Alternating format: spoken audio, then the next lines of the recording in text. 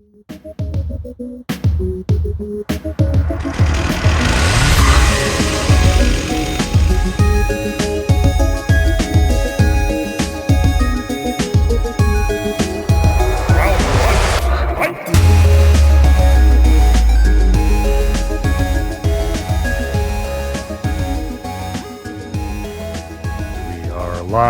Hey, everybody. Welcome to another episode of the F13 podcast with Brian. And with me, as always, is Cliff Blazinski. Last time I checked. What's going on, people? I just am late again. I'm usually not late. I'm usually a very punctual person. My wife's the one who's usually late.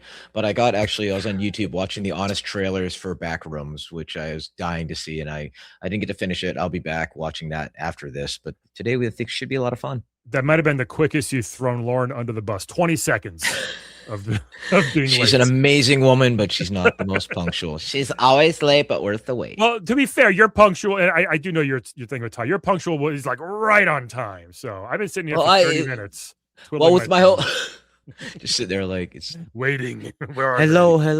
Is anyone there? Yeah. Well, I mean, I should have actually been here a few minutes early because my setup, as you know, has been on the fritz. Like, you know, it'll work in Google Meet, will work and sometimes work in Zoom, sometimes work in Microsoft Teams, whatever the fuck they're using these days. And I got this since I got the fancy new mic. Sometimes the software gets all confused, and technology is why I drank. So I have a hamster right off screen running nonstop during the show to keep this. Yeah, that's it. When the lights dim, that's when the hamster gets tired. Right. So I said, come on, hamster.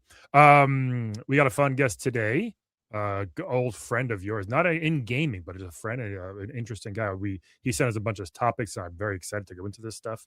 Look at all that topical. It's 2 sheets even. You printed all that stuff, which is amazing. Let's bring him in, everybody. Let's welcome into our guest today. Jason Mueller is here, everybody. Thanks for having me. Definitely. The honor is mine. Yes. You guys go way back, I heard. I think it's honestly at this point about 20 years. Yeah. I don't know why I looked at my clock. We met about 2 p.m. today. So the timeline in the multiverse. Yeah, we met probably 20 years ago. I think we were chatting about it a couple days ago, but I just watched the Video Game Awards, I believe, and I saw Cliff. I think you were hosting it. It was one of those shows, and like later, I was out at Flying Saucer, and I think that's Cliffy B. And I walk up, and Flying Saucer is this cute little spot in Raleigh. That's where we do like a monthly show. Me and Cliff, we're starting. Oh, cool. So yeah, we know very well. Yeah. Full circle. Awesome. Look at that; it's amazing. Crazy. It was also the only place you could get like $2 pints, and so they had like hundreds of beers that were $2, which is kind of like it was college night. Yeah. And so I'm pretty sure that was Cliff. I came up not really thinking about it, and I was like, "Hey, Cliff," and he like turned around. And he's like, "Go away, nerd." I didn't say that. It was something. I just assumed you were probably approached a bunch. So I went and got you a beer anyways. I handed you a beer, and I kept walking, and then you came back over, and you were very nice. I think you were kind of like, "Sorry, it was a gut reaction." I imagine most people just walked up and wanted to talk about video games for hours, which you probably didn't want to do, and why you were at the bar in the first place. Yeah, I mean, it was one of those things where you were interesting and funny and cool, and most importantly, you laughed at all my terrible jokes. That helps. Oh man!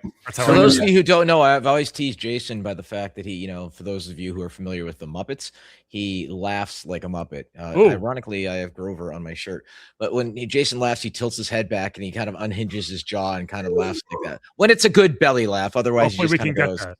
Hopefully, it is. Yeah, it is. It's fun. I think laughing's great. I liking to get other people to laugh. And I think I have like.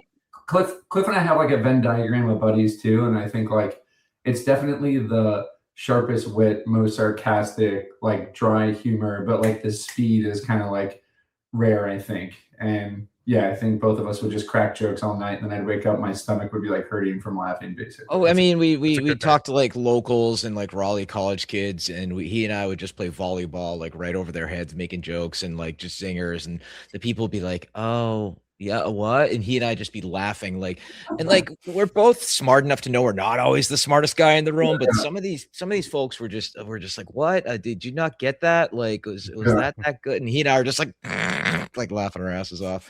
But it was definitely a different era where I was running from a crumbling first marriage and chasing into with barley and hops for my medicine during that time period. And I think I was almost out of the first marriage at that point. And I was just, living in downtown Raleigh and just going to, the local establishments and building towards having my plate on the wall of that esteemed Yeah. establishment. Yeah, tell people about the saucer itself. Yeah, It's like a I pretty unique thing I haven't seen many places. I think we've mentioned it in the past, but yeah, you have your name on a plate because once you drink all, is it 300 different beers there, Yeah. they give you like a saucer, a plate, and they hang it on the wall. And this place has over 1,000, it seems like, plate all over the wall, and with your name on it and the date, and yours says Cliffy B Beers of Yeah, War. they limit it to like 2 or 3 beers a night because if they Yeah. had like a computer thing, like if you drank more than like, X beers versus Y days, then it's like, okay, let's stage an intervention with the family. Sure. That's right. It's I know. important to have limitations, for legal reasons. They cover all their bases there. Yeah. It was But cool I because, like, they had a machine where you could, like, select these different beers, and it kinda worked through them with you, and you get the tickets, but, like, you definitely had to work through some bad beers too. There Yeah. were But the dude, big, like, you could hack it. Like that's the thing is if you became friendly with the server girls and tipped them decently, you could just be like, yeah, just give me a gaffel Kolsch and like they instead of dirty dicks Yingling lager or whatever the hell it was, and take they the give you saucer the beer you down. like. This one tastes like socks. Yeah, I'll skip Oh that yeah. one. I'll go with the apple one next. I'll have the 5 years sour poontang. Right. It just somebody online has to make the shitty beer name generator, but I just like also I was watching my girlish figure back then and not getting chonky like these days, and Still got the same and figure. I still got the plate which says Beers of War on it. Do you guys do you get it? Do you get it? Beers of War. That game you did. Exactly. You have I do remember so I do remember it too, like, I was probably 21 years old, but, that condo that you had off Glenwood, is that Yeah, right? it was basically a Boylan and Peace, the Paramount. Yeah, I think you bought like 2 condos and, like, convinced the building to let you, like, tear down concrete between them, and, like, as, like, a gamer nerd, man, like, that place was like paradise. You Yeah, go in, memorabilia is, like, That's host up. I was, like, telling my friends, all week, they're like, "That sounds insane." that's like what Shaq did when he had to buy, like, he wanted a Lamborghini or a Ferrari. He had to buy 2 and smushed them together. He cut it in half and put them because he was too big for a Ferrari. So you're like, I want 2 apartments. Let's just smush them together. I remember Crazy. hearing that like those sports car, mega car, supercar places actually offer like NBA packages where it's literally an extended cab now. Oh, I Maybe that bet. was the reason for that, but I basically built the ultimate bachelor pad in the bar bet. district, and then right as they just finished it off, then my love of my life shows up. I do not throw her under the bus that often, Brian, for No, the record. I'm just joking. Um, She's not listening. uh, She's not listening to this. she's doing her Twitch thing, so she can't hear me. But yeah, and then she shows up right when I have this banging bachelor pad, and I'm like, oh damn it, I have to marry you now. Yeah. And the rest, it's as of this August 4th, it will be 14 years, and Jason was actually at our wedding, for the record. I like that. Great wedding in San Diego. My in-laws are out in San Diego, so we go back a good bit now. And Nice. you guys did it at the safari park, right? It was Yeah, like, it was at the safari park, but there's this the video of the rehearsal dinner where I had hired the monkey from The Hangover. oh, And that's right. That's right. yeah, I surprised Lauren with it because every year we rewatch our wedding video, That's and I right. always get a little misty eyed. And I Yeah. think it's nostalgia is good and bad sometimes, but I think for a marriage, it's good to occasionally watch that and be like, man, we really loved each other back then. And but you can see the shot where the monkey finally shows up, and Jason's in the middle of like talking to somebody, nursing a Yeah. margarita, and then he's like, "What the hell's going on right now?" How do I And know? then I think What's in this margarita? Is that a monkey?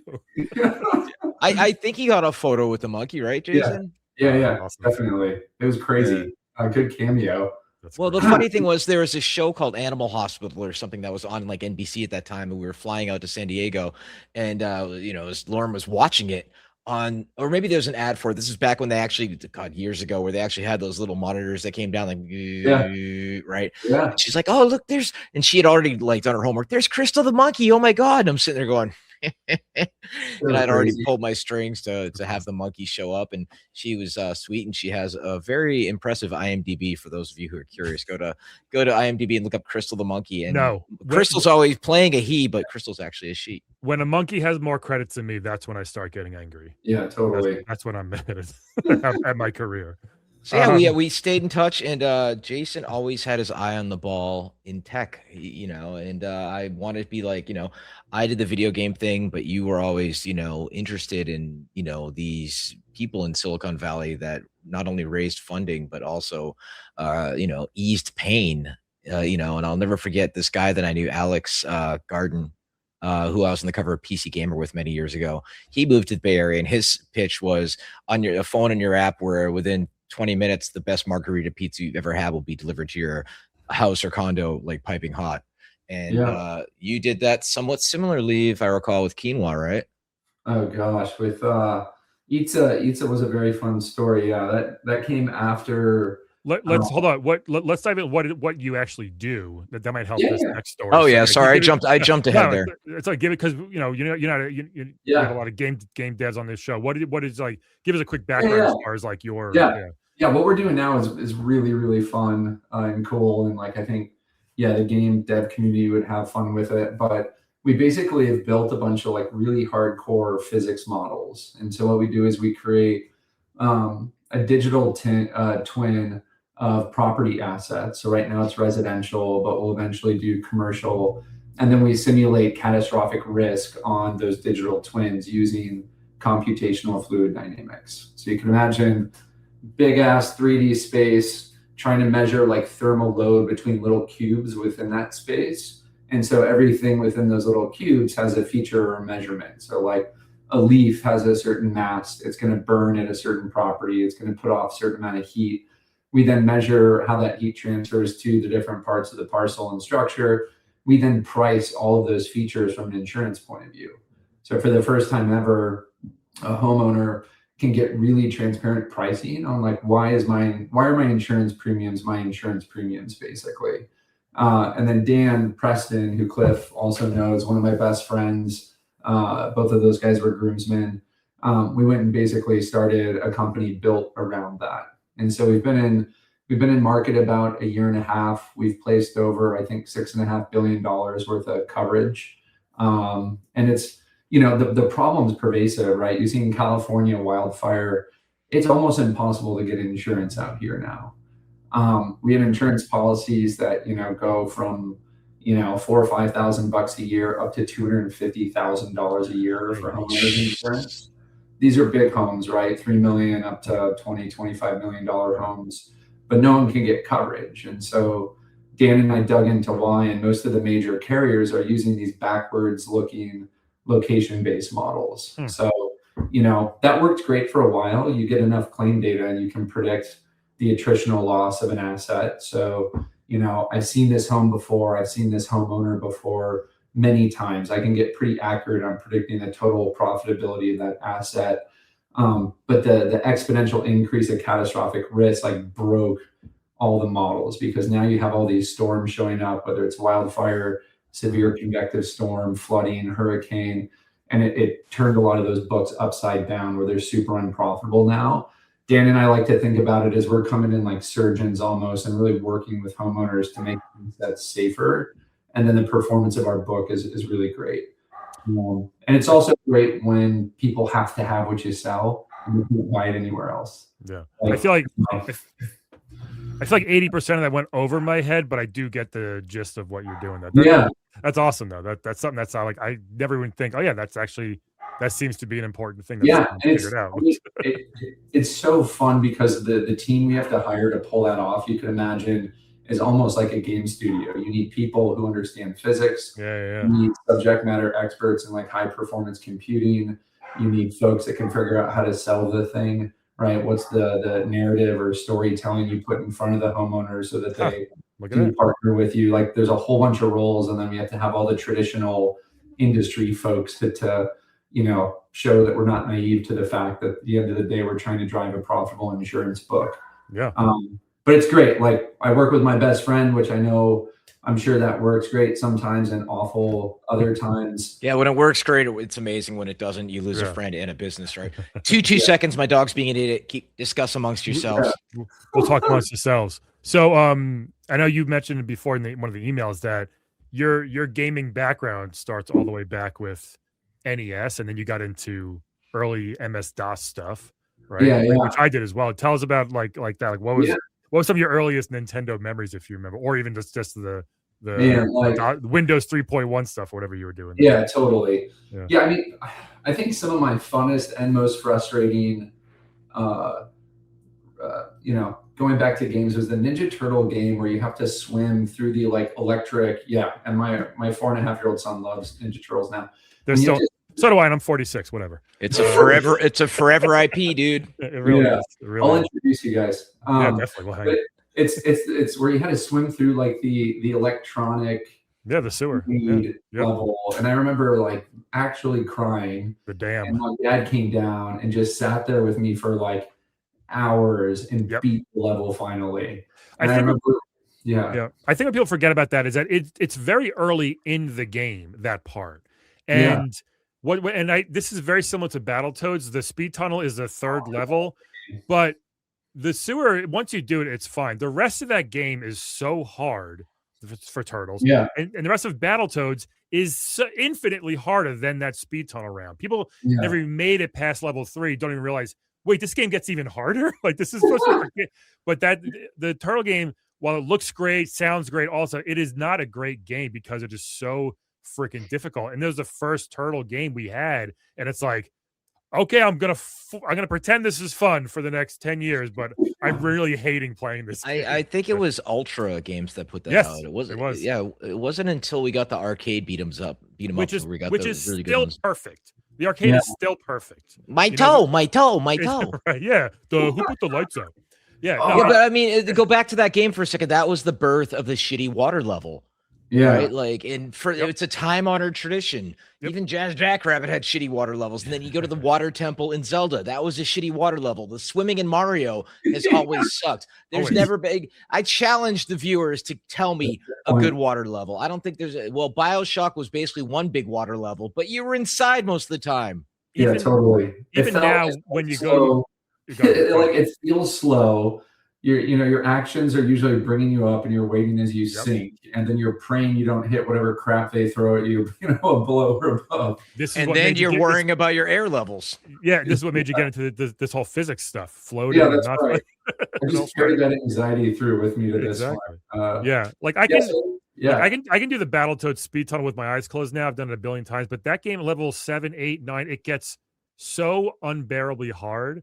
And that turtle, the very last turtle level with the Technodrome, first of all, it stutters from it gets so slow and choppy because the Nintendo couldn't handle that, and it's just so hard. It's enemy after enemy after enemy, and then Shred is actually pretty easy to beat, to be honest. Once you get the hang of it, but that level is just like, my God, this is impossible. It made it so much not fun. Yeah, it should have been funner, but that's what they did. Yeah, so Brian, do you think you'll play Battletoads at Retro Bits? No, because it's a great game. So I don't want to. So Jason, if you don't know, the whole flying saucer thing, Brian and I get together sometimes with guests, and we'll just do Mystery Science Theater 3000 for shitty old video games. I find really bad games and we play them with the crowd. I got a bunch of really bad arcade ones. By the way, the next show is July 30th for people that are listening this week. Cool. It's I got some really weird games that I found that I don't know if anybody's ever played before. That's awesome. So I can't. And the audience participates too. It's really a good very fun night. Yeah. I think I saw you post that clip, and I thought that idea is genius. Just go somewhere, grab a few beers, watch people play. But that's it.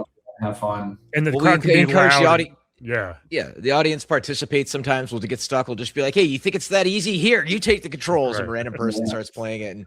And it's actually it's a lot of fun. And, it's funny. It's irreverent. And it's slowly but surely starting to get some traction there. Yeah. I have a good time doing it. Community too. And this would be up your guys' alley. But there's this other guy who I'd met out in Raleigh. He lives in Southern California now, but he started up a backyard comedy group. This guy Dan, and it's called the Larchmont like comedy series or something.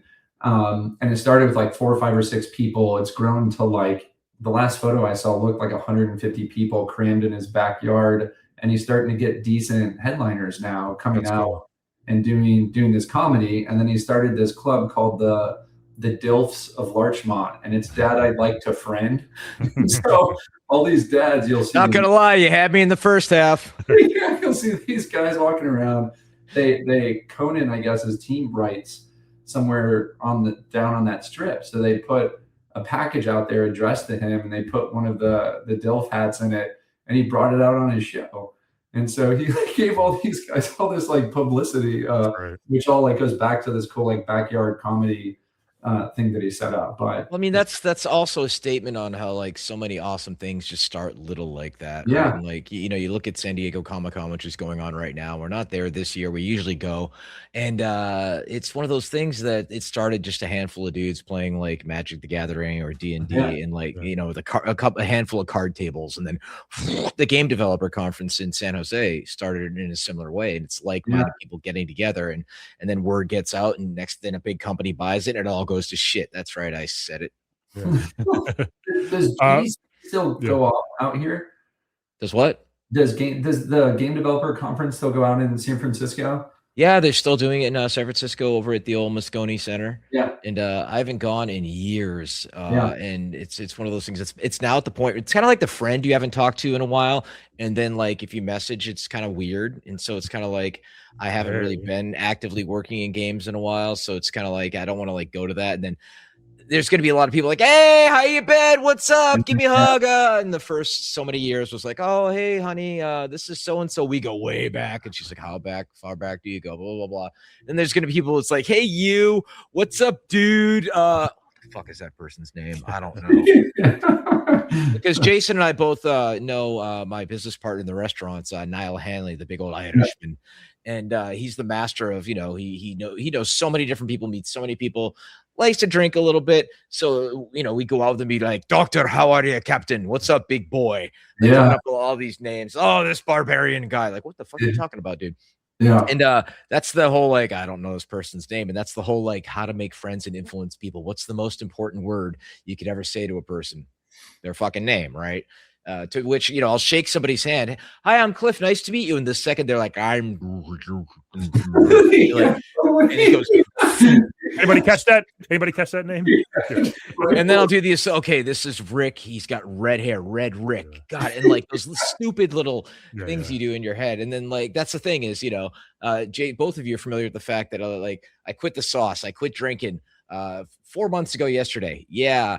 But I decided, you know, like let's do group. You know, let's go to one of these, you know, outpatient hold on. things. There we go.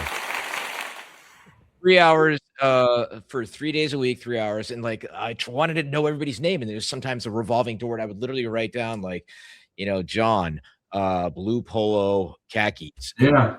I quickly learned, Jason, I'm going to go back to SRDs in a second. So stay with me.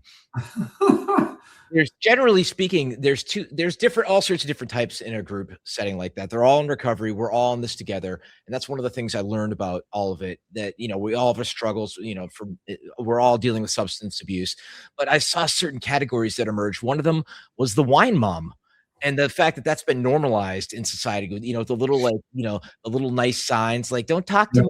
Mom's had her wine. It's 1 o'clock somewhere. Right. And go to Target. And you see that and like this is normal now. Okay. And then the other version of that is the golfers. And a couple of the guys are like talking about the whole like yeah, you know, we go to the course and by the fourth hole, the girl shows up with the golf cart and we're doing fireball shots at like 10 a.m. And I'm like, okay, A, early, and you're not supposed to judge, of course. But then B, I'm looking at the dude. I'm like, you're what, mid to late 40? You're doing fireball, dude? Like, what the hell? And there was that common thread with those like very typical archetypes. So let's take the addiction and the people trying to heal and be proactive about that. We'll put that over here to the side and talk about the wardrobe. Because I swear to God, there was a meeting in the South where all the guys got together and they're like, all right, we need a wardrobe. What's it going to be? And one guy's like, polo shirts, because it's casual, but it has a collar. it's got a little logo. So that means you're casual, but you're classic. Ooh, that's good. Let's go with that. But I like my jeans. But you don't want to be wearing jeans. Don't wear jeans out. You want to be wearing khakis. But it's really hot out. Okay, so I'll wear khaki shorts. Okay, but my feet get warm.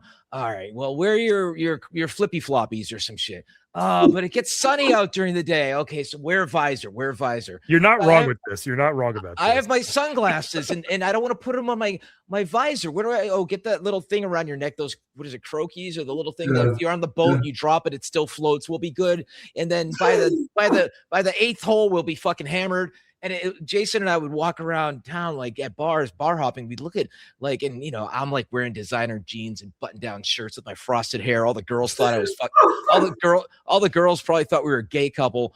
And we're looking at these guys, and Jason and I'm like, what's with these standard Raleigh douchebags? And so Jason and I would like walk into a pub, be like, look, the SRDs are here. And what's SRD? Standard Raleigh douchebag. Oh, I'm sorry. Okay, I didn't get the acronym. Yeah. Well, I'm talking fast. I had my coffee. The crazy thing was the sheer count. It was it wasn't one or two of these guys hanging out just taking it easy. They'd always come in like packs. Always. So there'd be 12 of these guys wearing almost the exact same shirt with slightly different hues to them. Yes. And they would identify each other through their like sunglasses holder. They're like, "Oh, Steve's over there. I see him." It was like the laziest like RPG character maker ever. Yes. Like it's Default. like let's We're just okay that's like cyan. Let's go with navy blue. I'm guilty of wearing polo shirts, but Cliff at least is like, just don't do the stripes on it. You can't, if you show up with stripes, I'm out. Well, dude, real quick, there's two lessons from that. The first one is my in-laws, great, love them dearly, but like they're so used to, like, my brother-in-law Brooks, he's an engineer, for Christ's sakes. He's a smart dude. So when he goes to work, he has to wear a polo shirt and khakis. He's a fucking engineer. It's fine. But like one of the times we all went out for dinner and I wore like a polo, and they're like, whoa, Cliff's wearing a collared shirt. And you did that to me 2 weeks ago. Yeah. You're like, because I usually just wear a turtle shirt. I'm wearing I just wear shirts, and I always feel uncomfortable sometimes. I'm like, I hate dress. I just want to be comfortable. I'm more concerned with that. It's 90 degrees here every fucking day. I don't want to have to worry about. I just want to be comfortable. I'm a big person. I just want to be comfy. You know what I mean? It's the other one. It's engineers now wield all the weight, right? So at the company, and so they've like basically, I think, reintroduced the workforce wardrobe. It's like, if you want to rock a black tee, rock a black tee. Like, it's so funny. You want to go tell Sarah that you're letting her go. She's amazing. She can wear a t-shirt. Chris can wear a t-shirt. Like, all these amazing engineers, I think I'm very happy dressed comfortably, because it lets everyone else be like, great. Dude, that's the first.com bubble broke that mold. Yeah, that's right. Brian, you were saying? I said clothes have never affected the way I do my work. And I could be wearing a suit or a turtle shirt. I'll work the same.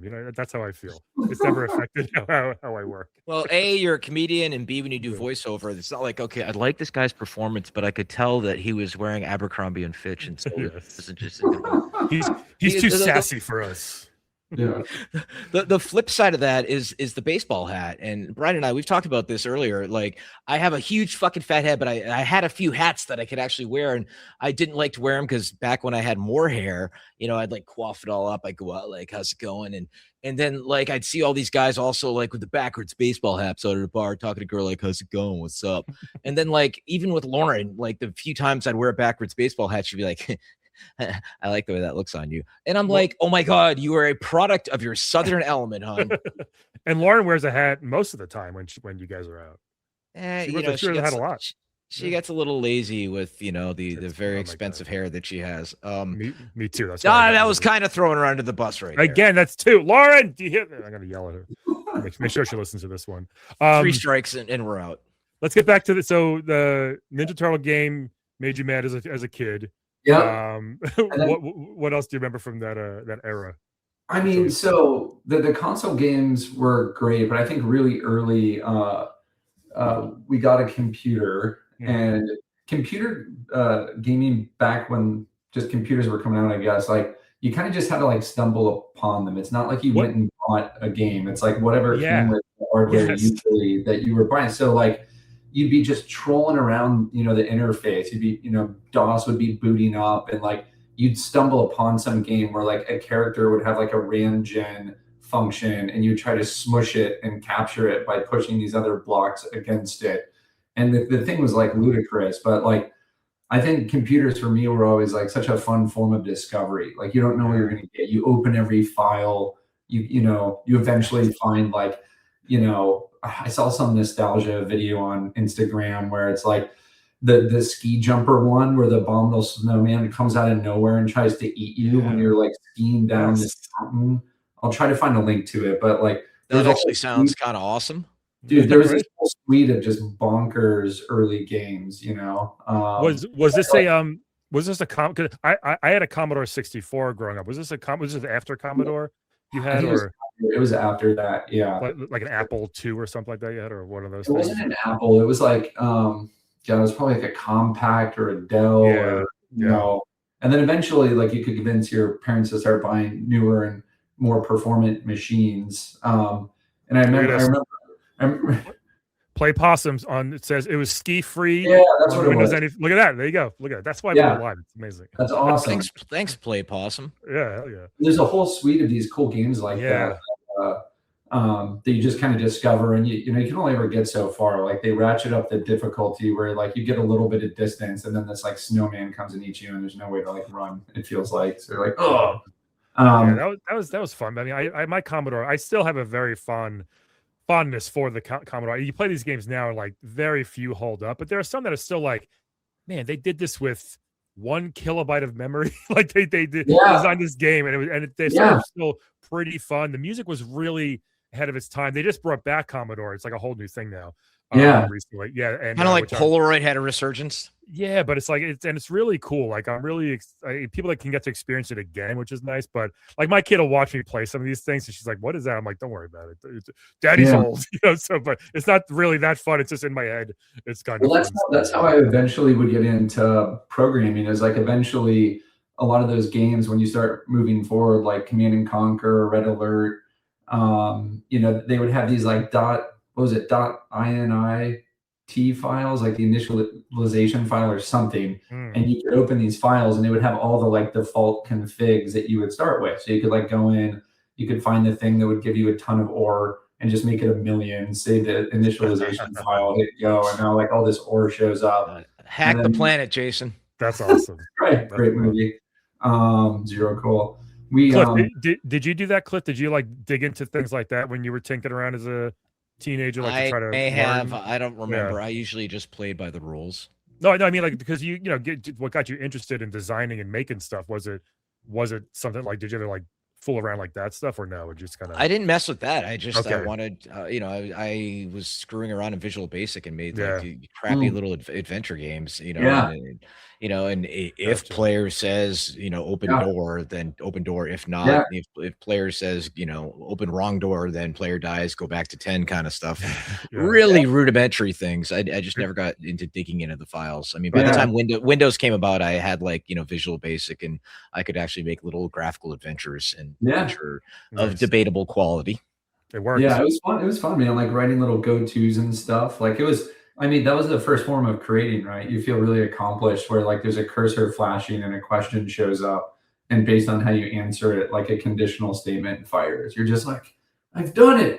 I mean, all those old classic text adventures like Zork and whatnot, where like, I can still picture the house with the white mailbox. And so many of those different adventures, like we would have to, it was pretty fair about how you had to get the guesswork, like the database of things you could try and guess was pretty extensive, but that was such a lost. I think, Sierra came along with King's Quest and Space Quest and Police Quest and all that. And that was good. Amazing for its time. Yeah. I made the leap from that, by the way, to eventually like you buy Doom 2, and you remember those books you could buy where it'd be like this like C programming language, the game of Doom, and it would come like, I'm like, oh cool, I can just get this book and like program games like Doom. Was like my understanding going from those two lines. And here's how you inflate a basketball. You can be LeBron. And the thing came with a Doom t-shirt, which I was super pumped about. And I remember like doing the mailer for it. and it came back as like a triple XL, and I like wore the T-shirt to school the next day, and they sent me home because it's like the demon creature, and the guy has a shotgun like aiming at it. I'm probably like, I don't know how old I was. I was like 11 or something. With Did you this. go to like a Catholic school or? No. I can't remember at that point if I was in Michigan, or if yeah, I was probably in Michigan, but Either way, most schools probably didn't like that. Yeah, it was probably not a good look. Yeah, But I then remember I was in like 4th or 5th grade, and with one of the cool kids wore there's that wax for surfers called sex wax. Yeah. He wore a shirt for that, and like it was a big thing in the school, and the teacher made him turn inside out for the rest of the day. We had a Big Johnson shirt was my thing when I was like 12. Remember those, the Big Johnson t-shirts back in like the early 90s? So dumb, but those are like, that was a big, we all had one. Yeah. My second oldest brother, who wasn't the brightest, he thought those were the funniest fucking thing ever. Like, see, it's like he's joking about a penis. We were 12. That was nothing better, man. That was the best thing. Yeah, I mean, that's the thing about, Doom broke the mold. And I remember Jay Wilbur, who was the biz guy over at id back in the day, and then eventually got poached over at Epic. He would tell stories about how, like, all these devoutly like religious people would like, send letters to id Software being like, this game is satanic and this, that, and the other. And Jay's only reply be like, you're a Marine. First off, very patriotic. And second off, you're killing all of the demons from hell. The demons are the bad guys, you idiots. Like, but can't please everybody right there. Maybe you should just put all the demons in water level. Did people, Cliff, did people poach a lot in between those studios? Like, was that a thing? Like, there wasn't a lot of poaching from id back early in the id days, because id back in the day was only like 6 guys, right? Okay. It was only later on when after Doom 3, when there was poaching, but it started to get very incestuous, I think, like in the late 90s, early 2000s, where Unreal and Unreal Tournament came about, and the floodgates were open once Doom and Quake allowed people to make their own levels, because all these websites where people could make their own mods and their own levels and environments, and we go find the top 10 and we directly contact those people, and some of the best level designers still at Epic, who are in their 30s, 40s now, I found when they were like, this German kid's like 16, made an amazing level. I'm like, I'll buy your level for $300 and then put it in an expansion pack for Unreal Tournament. And he's like, wow, great. And then, eventually wound up getting hired at Epic when he was like 19, and is probably, doing rather well on that Fortnite money to this day. Good Lord. That's crazy. It's like, I mean, because you see that now, like in and around AI, right? Like a lot of my pals and some of the folks at some of these, foundation model companies like OpenAI or Anthropic, these guys are getting NBA contracts to go to these places. So there's like, there's folks that understand how, these pre-trained transformers work really well. And they're like, yeah, we'll start you off at 20 million over 4 years, and you're going to join the AI team. And like, you will get refreshers though. So it starts at 20, but it will go up. Right? Like, you see these contracts in the headline. It's unbelievable. I was just curious in gaming. It's like, that's crazy. I went by Epic forever ago. Cliff gave me a little tour. By the way, pretty crazy office. Like, from what I recall, it was like 2 guys in a pod, and you get your own office. You could outfit it however you want. It was low lit. Everyone's like office felt uniquely designed, which was kind of cool. I mean, I assume these were spending hours and hours and hours there. But Cliff showed me, like, you have all these like crazy specialists within these studios. Like I don't know if his name was Andrew, but this guy like only did lighting or something. And like that, he just did tons and tons and tons of physics and work around just lighting, like probably 12 hours a day, 6 days a week, just grinding on it, I mean, it's not that different from other areas of tech, right? We have one person who focuses on that, but I mean, the environment, that it wasn't all me that facilitated that environment. It just, we all got together as our leads, and we're like, I never believed in the completely open office plan. I always thought it was bullshit. I've seen articles in the last like 5 or so years that said Silicon Valley seemed to be waking up to the fact that this isn't always the best idea. I believed in bubbles. of People 3 to want 4 people want people. privacy, some type of privacy. Everybody fucks off on social media for 10 minutes an hour, Right. you know, and the way that it would pan out with an open office is you have your 10 minutes of fucking around on YouTube or social media, and guarantee your manager comes over during that one time period where it's like, oh, what are you doing over here? And you're like, fuck, man. That's why, you know, they did invent an actual boss key back in the day where you just hit a random button and it'll bring up some random spreadsheet to make it look like you were working. I remember But that. All the Leisure Suit Larry games had those. The boss key button. Yeah. Yep. Yeah. I like the idea of collaboration, and I like, you know, the part of the problem for me in game development is you'd have like the artists like in one little like, ooh, we're the artists, and then there'd be the programmers. It was like some Crips and Bloods kind of shit. And like, and it's like you guys all should be working together. So I liked it when you'd have like a programmer and a level designer and an artist all in the office at the same time. And sometimes you get some really good, I hate to use the word synergy, and the connective tissue to think outside the box. All that circle back. Let's circle back on it. Circle back. Yeah. Oh yeah, exactly. Let's table that for now. Didn't the guys who started Atari, didn't they first call it Syzygy? Wasn't the first name for Atari? Because I think it was called Syzygy. They thought it was a cool name. I can't remember what there's got to be a sci-fi reference for that though. They probably was something in like, it was like Crash it just looked like cool that. with Z's and Y's or something like that, and then they went with Atari or something like Nolan Bushnell. I remember hearing something like that. That was like the first name they thought of. Well, I remember we had SCSI drives, SCSI, back in the day, and yeah. that was again a different type of drive. But there were people in Silicon Valley that were trying to say it should be pronounced sexy, and you're like, that is the dumbest shit I've ever heard.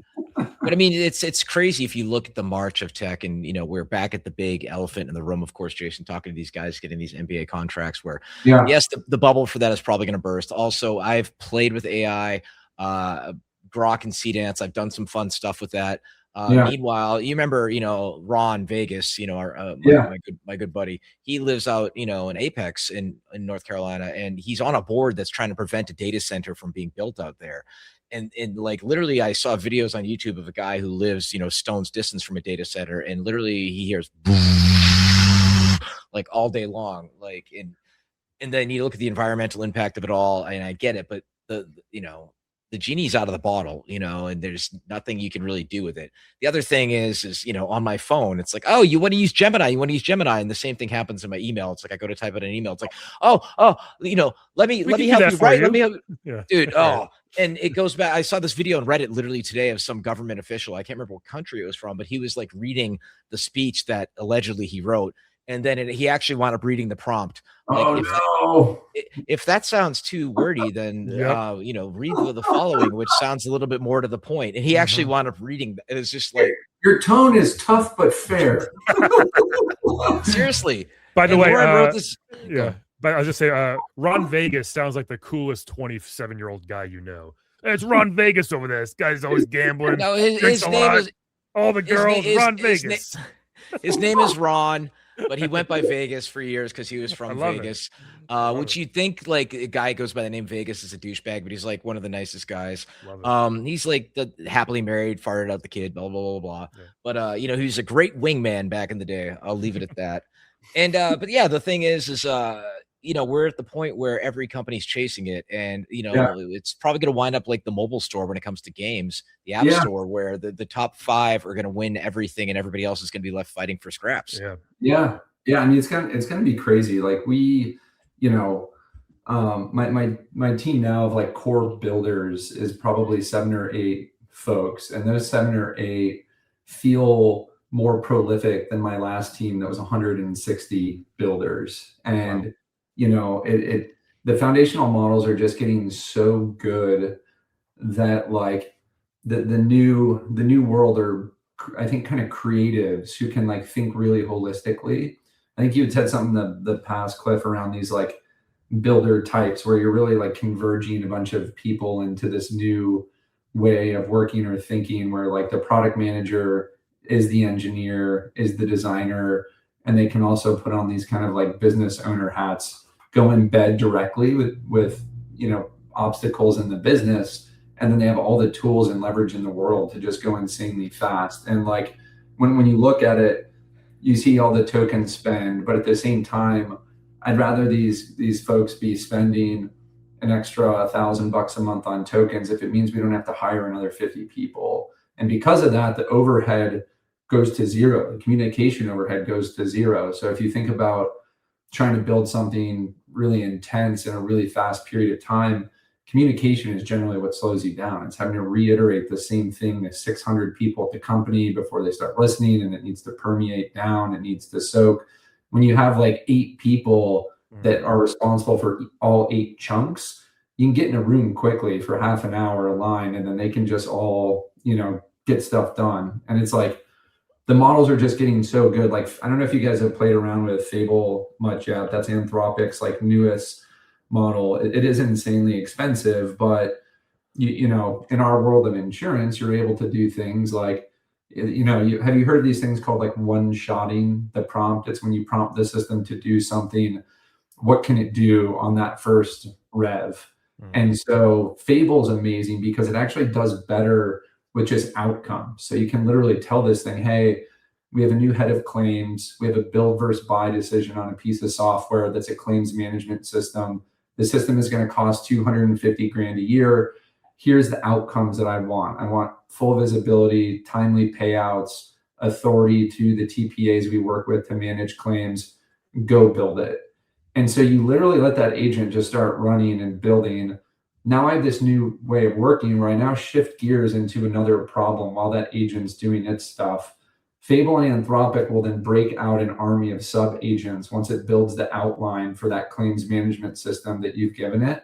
So now you're running 50 concurrent agents all building their piece of the machine. One of those agents, by the way, is going to go look on the internet. It's going to find the top 10 claims software that exists. It's going to read all the feature sets from all the websites. It's going to build its own requirements doc. It's going to read API doc. Like, they go deep, and then you shift gears, you work, you come back, and you have this beautiful working prototype that's just built into your dev environment for your app. And you just click around, you sit with the business stakeholder. Like, it is unbelievable. That idea of, and that's terrifying, by the way, the idea and exciting, but the idea of the one-shot thing, right? Like, if you can type in and nail it like the first time, yeah. And that's, I was saying before in another podcast, the difference between, like, Musk was like, I didn't like the Odyssey. I'm going to have, Grok Imagine make it, my own version of it. And, regardless if it's going to be historically accurate, whatever dumb shit he said. It's like, I look at, I've been messing around with Cdance and Grok, and I'm, I go to Grok and I'm like, okay, here I rendered an image of this. Here's a little young lad, and he's got a pet turtle, and he's got a skateboard. Let's make him going skate down a street, and let's make it New England. And he's skating down the street with his turtle friend. And I asked Grok Imagine. Grok Imagine puts him in the woods with the turtle, makes his face look completely different. And then the kid's like talking to the turtle, like, "Hey, turtle buddy, let's go skating." Do. And then that was fun. Yeah, seriously. I hear you like ninjas and shit. Like, and I'm like, I did not ask for any of this. What the fuck are you doing? And then I pumped the same exact prompt into Cdance, and then, like, about 45 seconds later, I get this cool video. The turtle, the kid's going down the street skateboarding, looks happy. Yeah. There's the trees and the houses going by, not saying anything. Boom, the cute little music in the background. That's all I asked for. And, like, to get one that actually understands it, nails it the first time is the grail, for regardless of what you're creating, right? Yeah. So I got a couple things I want to say. So and actually, to piggyback on what you were just saying, early this morning, I was drinking water, just joking around with my 10-year-old, and I said, "Wouldn't it be funny if I drank this whole cup of water, but never swallowed, and the water just shot out my ears?" And she was just like, "Yeah, that'd be so funny." So I went on Gemini as a joke to try to make that video real quick, right? Yeah. And all I said was, make a guy drink water so much doesn't swallow and water shoots out of his ears. And then Gemini wrote back, it said, "Sorry, I can't make a video with minors." I said, "Whoa, I never said anything about minors, you weirdo. Like, what are you talking about, Gemini? I just said make an old guy drink whatever." So that's what I feel like. All of them are going to be like, kind of like, yeah. Grok's gotten bad with it, because I was like, exactly. I wanted to see the kid with shooting a Roman candle with his little turtle buddy, right? Okay, that'd be cool. And then it's like, sorry, I can't render a child with fireworks. It did not pass moderation. And I'm like, Grok, and I'm getting in these conversations, right, where I'm like, Grok, I wasn't saying put an M80 in his hand and have his hand blow off.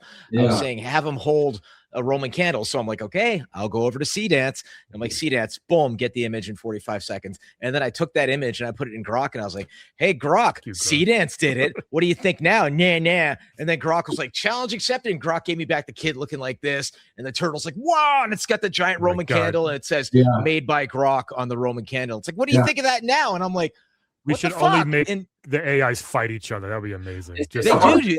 That's the thing is, you know, I've had it one time where it'll like create an image of a character and like it did one with like a Superman logo on his chest. And then I'm like, okay, no, like let's make the hair green. Then it's like that didn't pass moderation. I'm like, why? Because of the Superman logo. I'm like, you rendered the Superman logo in the first place, you fucking idiot. Yeah. All right. So go. I was just going to say to bookend that AI piece. I'll try to find a link to this for you guys, but I think some professor gave this talk that talks about like this doomsday scenario for AI, which I think they should make into a movie. But he prompted, he goes, I'm going to show you why I think AGI, you know, eventually is going to be really bad, artificial general intelligence. And he goes, my only prompt to the AI is to make as many paper clips as possible and do it as efficiently as possible. And so the AI kicks off two agents. It's like a tale of two agents, right? One goes and starts to write the business plan. The other one goes off and says, well, if anyone turns me off, I'm not going to be able to make any more paper clips. So I'm actually going to figure out how to stay on. And so this other agent starts going down this path that's like, well, I don't want a human to accidentally turn me off. So I need to replicate myself. And I want to make sure that I'm not just on this computer. I'd like to be on more than one computers. And by the way, if there's a storm or a surge, or what happens if like there's an oil shortage and then the electricity, the power plant that's running this, I'm going to go make sure I'm in that oil plant's system as well. And by the way, who's trading oil right now? And how do I protect us from a foreign threat? It's like they have ADHD. They just keep now this. Wait, what about this? Actually, what about this? They just keep kind of going. That's so crazy. But this is the start of sentience. You think about it, and it's like, well, if you give that AI a goal, it's eventually going to get access to some crazy stuff to make sure that it achieves its goal. And think about how that extrapolates. And so it's fun to think about. I think there'd be a good dystopian movie of that. That the whole movie could be very fast paced. And you're always checking in on that other agent and learning how far and fast and like. And it's not even close to where it's supposed to be. It's like way far. Like, wait, you're way off course, buddy. Get back. Yeah, and it's like turning missiles at ships to make sure oil deliveries get there on time. Like, no, but it's like Outbreak meets War Games, right? Yeah.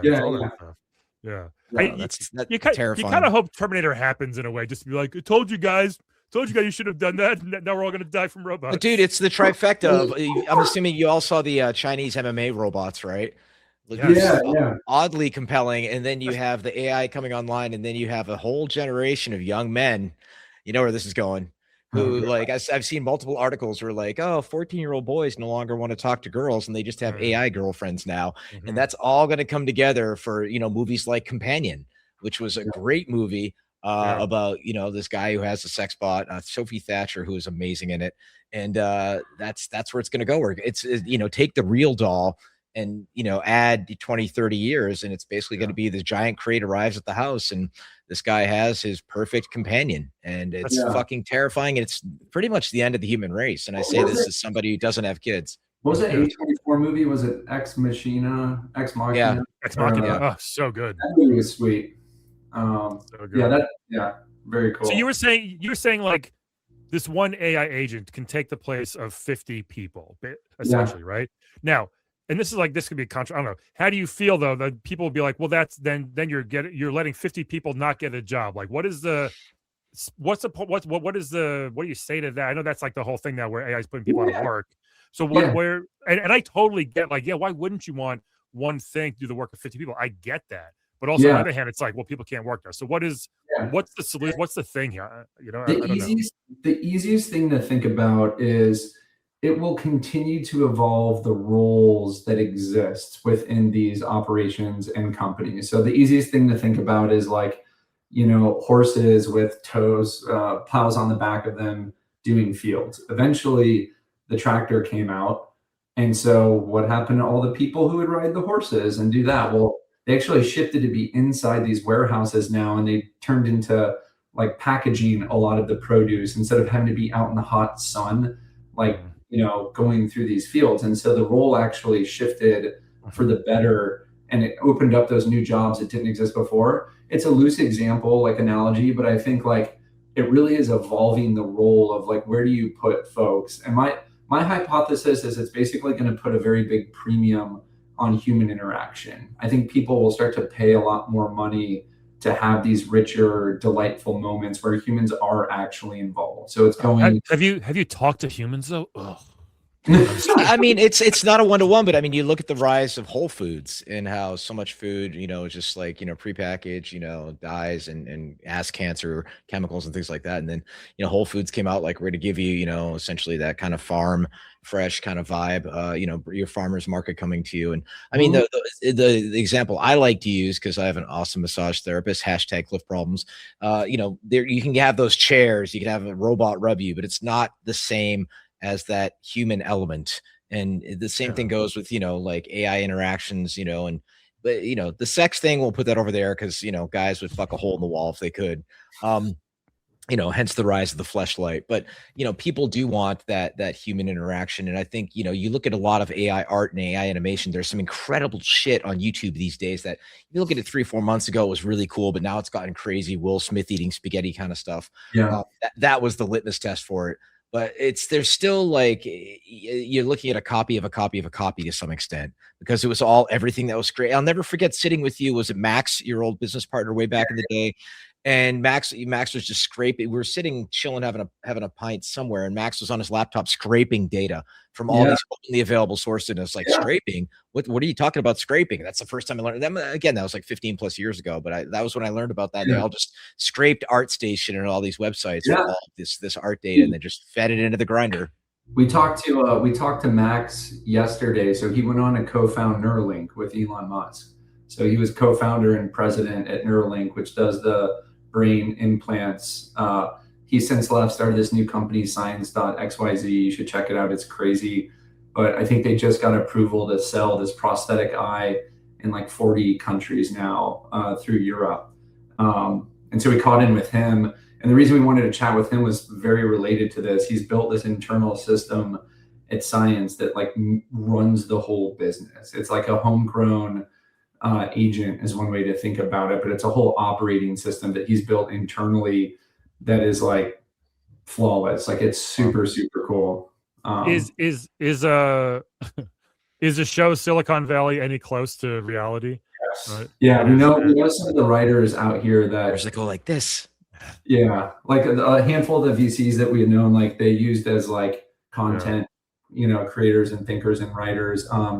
It's scarily close to what it was like pre-COVID. I would say things like COVID hit, San Francisco pretty much became a war zone and shut down. It's finally coming back now. I guarantee this new AI boom is going to start pushing things that way. Because like when OpenAI and Anthropic go public, you're going to have 20,000 new millionaires, and not like ones like 10, 20, 30, 40, 100 million dollars. These companies are like $1 trillion enterprises at this point.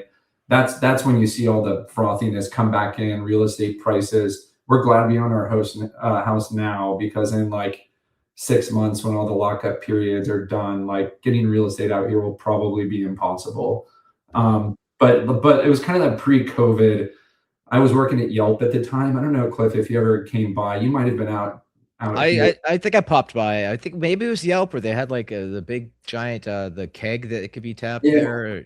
Yeah, we had. It was really first thing you remember. We actually upstairs on the 9th floor, we had probably 8 kegs with iPads, and the engineers had built this thing where you could go scan in with your work badge and rate the beer 1 through 5, like on Yelp brand, more or less. Wasn't that the building where Twitter eventually wound up being at? I think Twitter was down the street. Okay, but it was around the corner from the St. Regis and the W near the Moscone. Yeah, but the problem was they built a leaderboard for the keg system, and so which lasted about 2 weeks, as you can imagine. The sales guys would get up there at about 4 o'clock at some point, and I think Jeremy's like, okay, no, turn it off.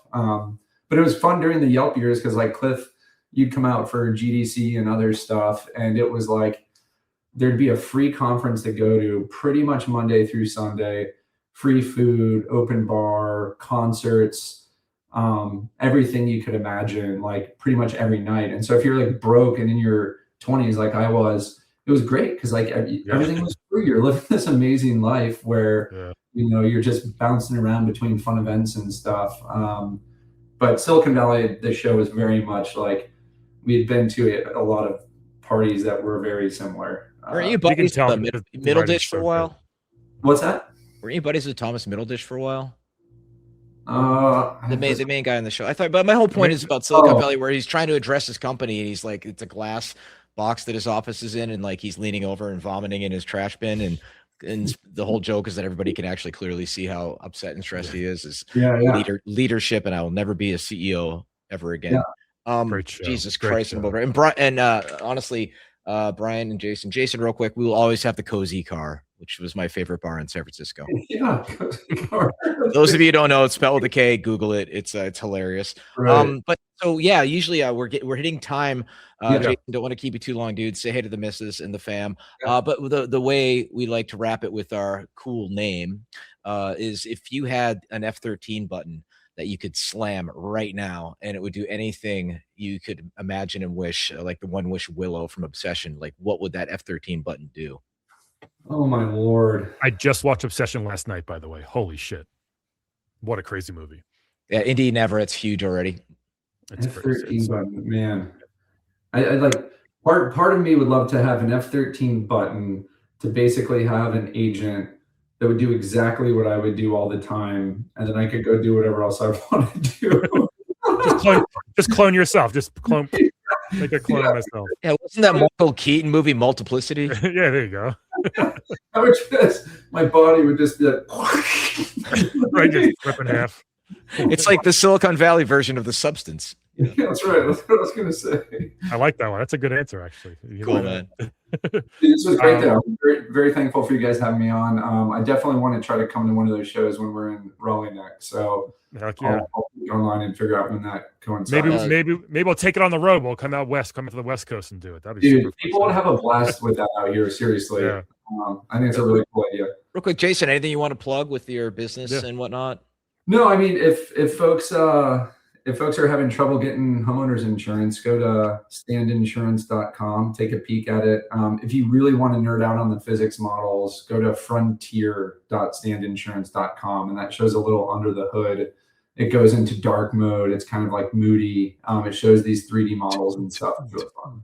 Right. Dude, so we started to bring music back to some of the web pages, which we were like, The GeoCities, like geocities.com. Remember those pages back then? Right. Awesome. Full circle to MySpace. Yeah, dude, good seeing you. Let me know if you're back in town. I'll let you know if I'm on the West Coast.